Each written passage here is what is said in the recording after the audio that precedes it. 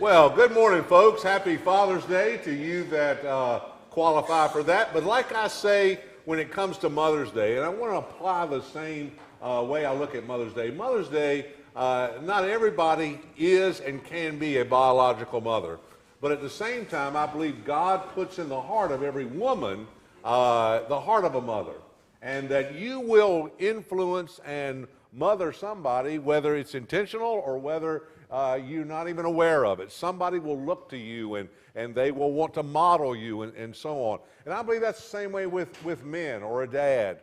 Not all you dads will be biological fathers, but at the same time, you are mentoring somebody. Somebody is watching you, whether you intentionally are mentoring them or whether they just watch you and go, that's the kind of man that I want to be. So today I congratulate all men, but for you that have had the incredible privilege or are doing that now, being a dad and having that influence in your home, I certainly appreciate you and celebrate you today. We're going to have a special service today. Not very often do I like to give up the pulpit. I love to preach. God's called me to do that, and that's what I love to do. But sometimes I realize there's some ways to present a message that I believe will allow you to hear it in the most clearest fashion. And I went through a counseling session recently with someone, and we used the Kingdom Man I feel like I'm echoing or something there, kind of, hello, hello. But the Kingdom Man with Tony Evans. And one of the sessions was about being the Kingdom Man in your home. And I thought, my stars. So I talked to the person that I was working with, and I said, what do you think about that? You know, that would be a great Father's Day message. Well, I could have stole it, plagiarized it, or even repeated it and said I did that. But at the same time, I thought, this is Tony's sermon. This is his message. And so this morning, we're going to listen and watch Dr. Tony Evans deliver this message this morning. And every man and woman are going to be blessed by it this morning. Because women, you're going to know how to encourage the men in your lives. You're going to know how to pray for them. And for you that are men this morning, you're going to, whether you're a father right now, have been, grandfather, whatever, or you're just a man, you're going to look at this and go, wow, I need to be living a certain way. And I need to be applying that in my home. So I'm encouraged this morning. I'm excited. I get to sit and watch Dr. Tony Evans preach this morning. I don't get to do that too often in this environment. So don't think, video, I'm not real sure. Trust me, you're going to enjoy our time together. Let me tell you about a couple of things that are coming up. Wednesday nights, we're on schedule again for this Wednesday night. We had a great time last Wednesday night. We became a snake handling church last Wednesday night. We had the Critter Man here, and boy, did he have some snakes. And I don't know what was wrong with me, but at the end of the time, I handled a big old constrictor. And I don't know why I did that, but I look back now and going, boy, I don't know what happened on Wednesday night. But we had a great time, and he was able to apply all of that to Scripture. He was a strong believer. He did a great job with it. The kids loved it. The adults loved it. We had a lot of fun. Mark your calendars for Vacation Bible School. My mission will meet for our younger women in our missions organization. We'll meet this Tuesday night at 6:30 at the Wham Lake House. If you need to know how to get there or if they're going to do some shuttling or whatever, Sally Wham right here will help you with that. See her after the service or text her or whatever, you'll be able to know that. Also, we have a church directory. It's not pictorial, but it does give you all the information about all the families that are members of our church. And if you'd like one of those, some of you applied quickly last Sunday, and how quick was I to get that to you? Sunday afternoon. You pretty much had that. If you fill this out right here, take it off, tear it off your bulletin, put your name, your email address, print very clearly on your email address. Email addresses get funny. We all have some weird way of describing ourselves on our email addresses, and sometimes I can't tell if it was a 5 or an S or whatever, so be sure. And last week I sent a couple out and kept kicking me back, and finally I got it right. I would like to receive my directory by hard copy or by digital email. And somebody may ask for both, and that's fine. I'll give you both. But if you'd like that, get that to me. I will get that back to you as quickly as possible. We're going to go into a time of worship now, and our worship leaders behind us are going to lead us into that. And I look forward to what God has in store to speak to each and every one of our hearts today, personally and individually. Let's do that. You're going to have to wait a little bit because we don't have any music back there. Uh-oh. Take a minute. All right, while that's kind of loading and everything, we're gonna sing two songs. We're gonna sing "My Redeemer Lives," and then we're gonna sing "Would You Bless Our Homes and Families." So when it's there, yeah, that's it. That's it. There we go. All right, so let's stand as we sing.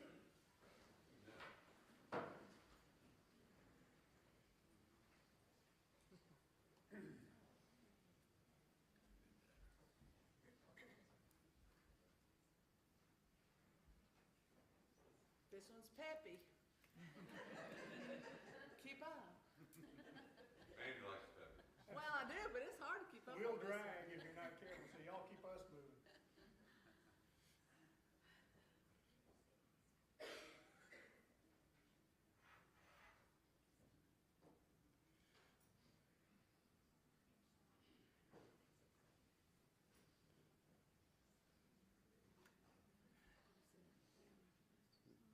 Don't seem like Barbie. Huh? We're ready. Huh? What's that? We're gonna do song number 2? Which is on the piano. Okay.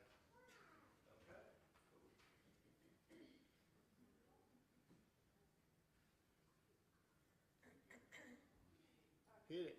Yeah.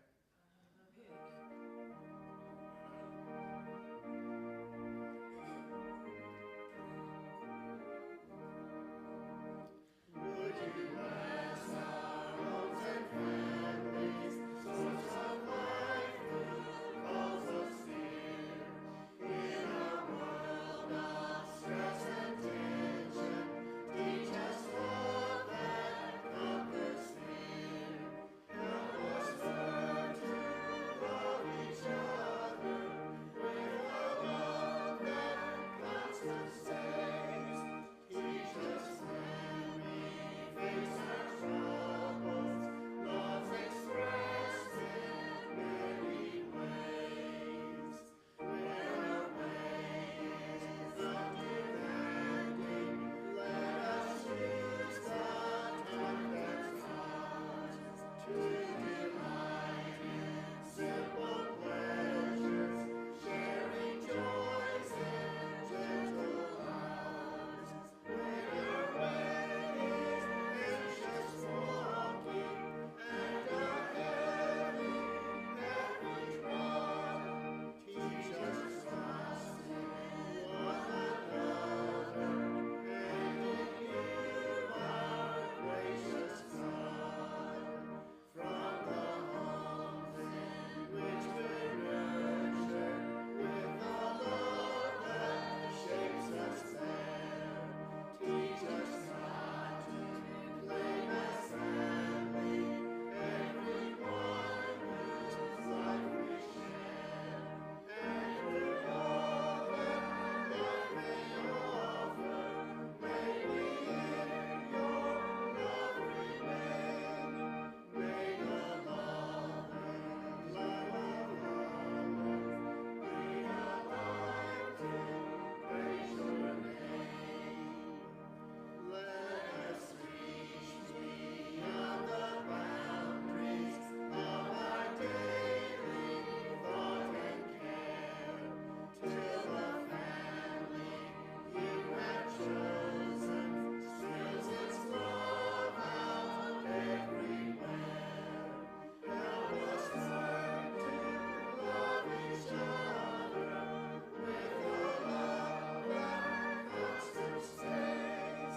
Teach us when we face our troubles, love's expressed in many ways. We're going to be able to sing the first song? All right.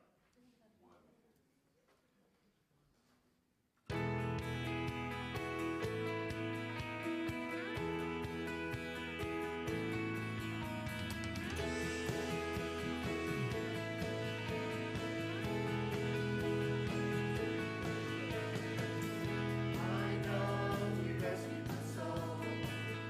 His blood has covered my sin. I believe.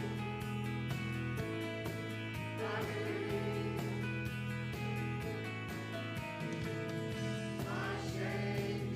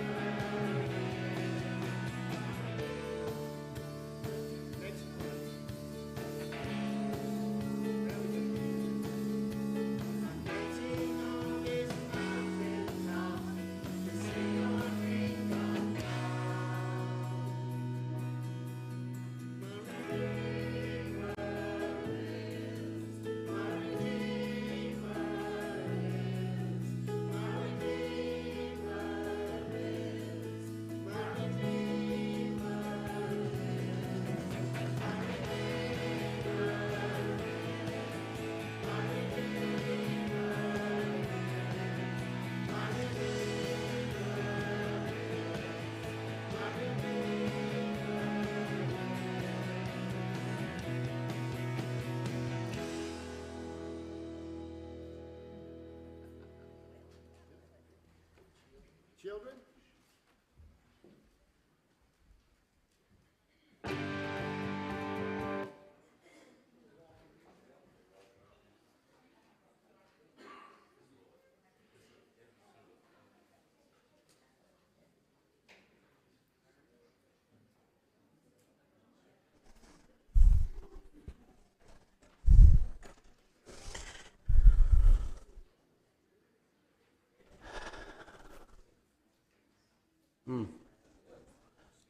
Three of you, huh? Got a fourth? Okay, you're listening. Good. I can do that. Okay, this is kind of neat, really.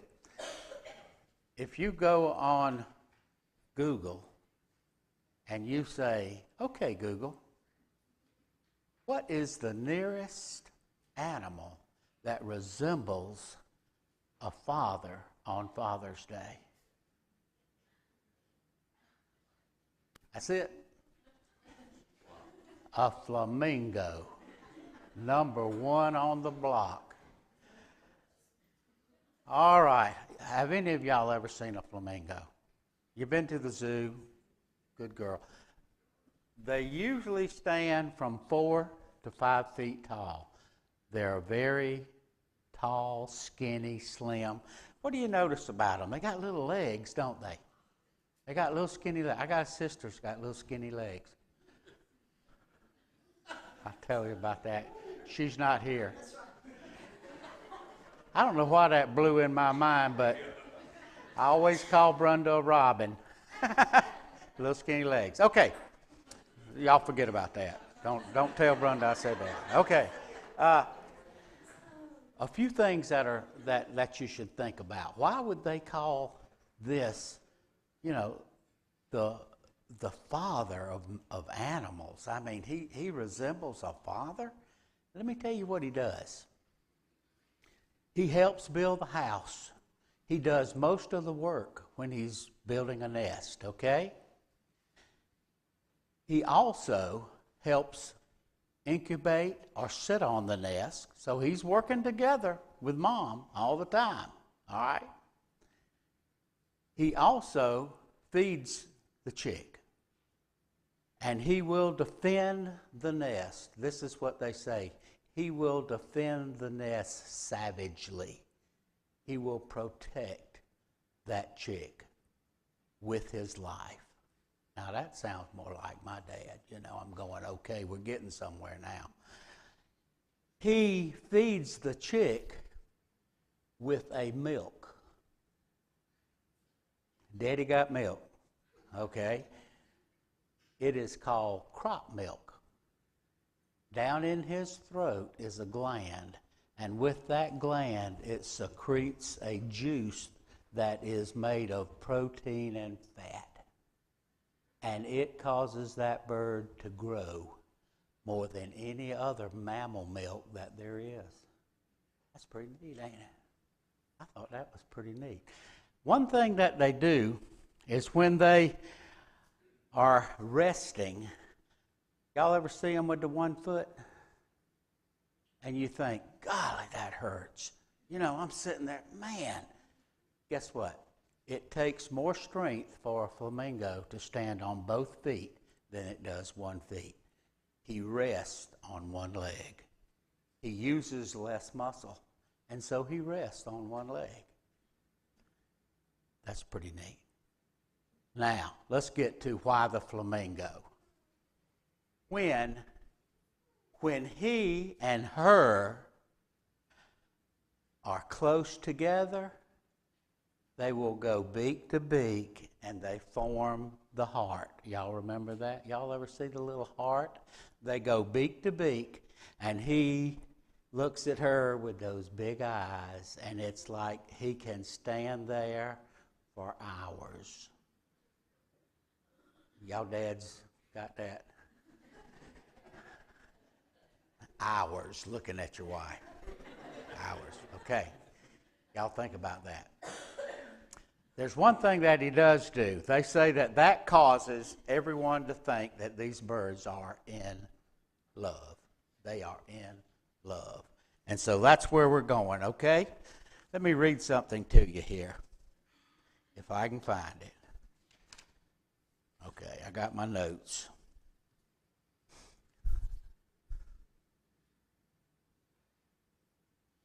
I was looking at several verses of Scripture, trying to pick one of them out. And this one over here in Colossians 3, and it's verse 21.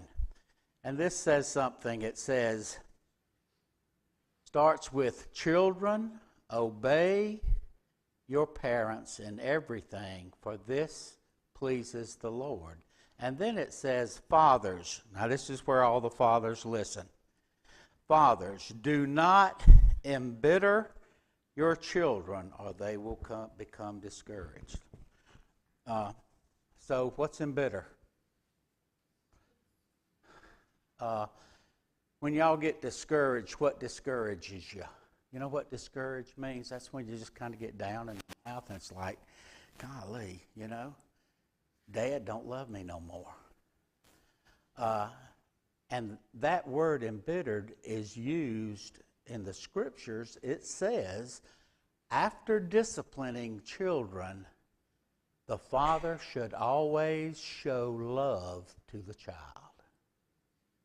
Now, I read that this morning. Always show love to the child. So, what are fathers? Let me tell you, number one, fathers never quit loving. They never quit loving. You can go through all the Scriptures. They love their wives in all many ways. They love their children. They never stop. They even discipline them because they love them. And then they tell them so. Okay? Does your dads do that? Oh, boy, this one's thinking hard. She said, yeah.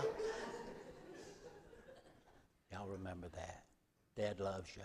And that, to me, is a father, one who loves all the time. Okay? Thank you for listening to me. Amen. Wow. Golly. Well, let's see. Wow, that's hard. I don't know. I think he may be a better dad than I am. I don't know. Wow. That's pretty cool. Good gracious. Wow. Now every time I see a flamingo in somebody's yard or something, I'll think of all that. That's pretty cool stuff. Well, guys, this morning, right now, Satan has got a laser focus on the home.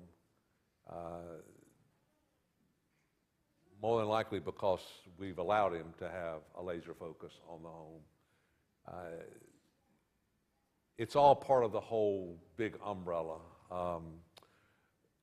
Men, women, not knowing what gender they are, all the confusion, all the multiple ways to describe an individual, a person that was born male and born female, all the ways to describe the home from what God intended it to be,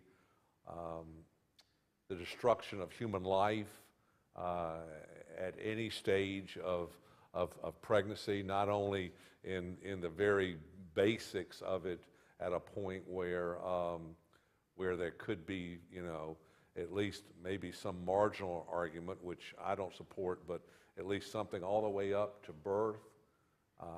I think there's a slippery slope that if you can do that all the way up to birth, then why can't you decide at 8 years old this child is now a burden to me or a financial responsibility I don't want to take on. So I think maybe we need to just get rid of this child because, see, it's just a child. It doesn't have any real worth yet or any contribution to the world yet.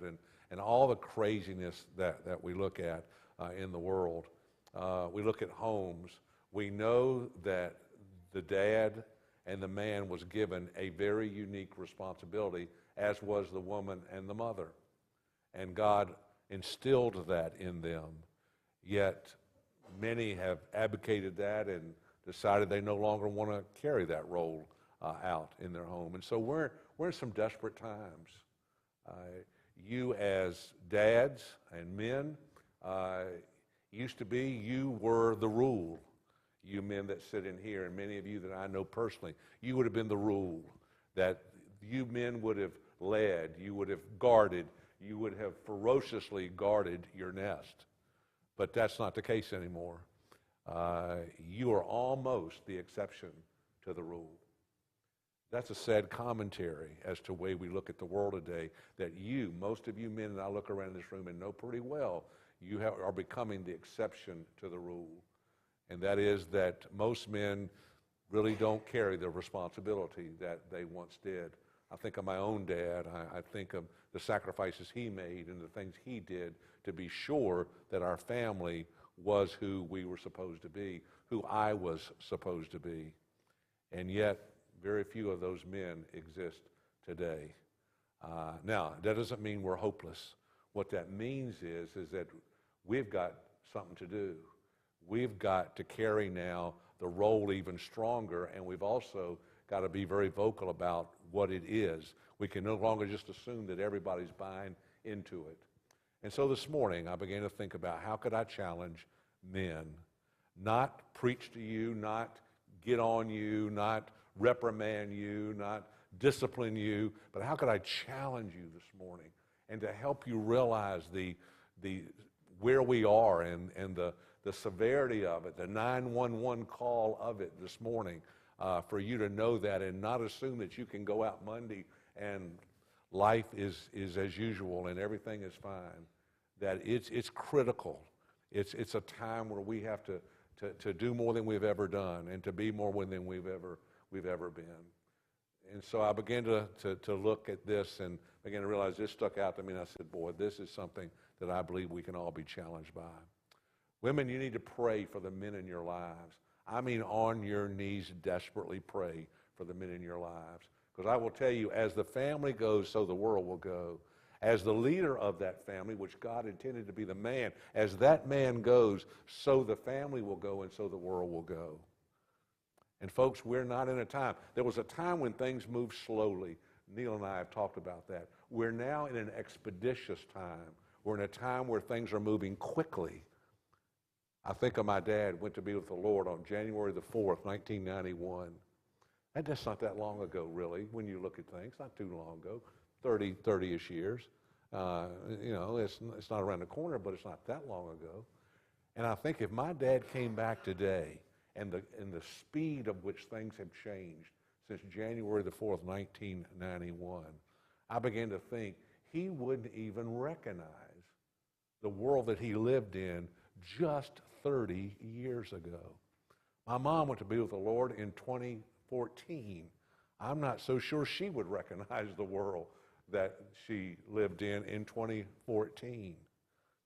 And these are short periods of time, so it shows the quickness that things have changed and moved. So this morning, even though it's a video, even though it's a little different than normal, I just want you to sit there and laser focus on the message, the intention, and then we're going to have a time of prayer before we leave today about this. It's not about the bells and whistles today. It's about really getting serious about what it is to be a man, what it is to be a dad, what it is to be the head of your household.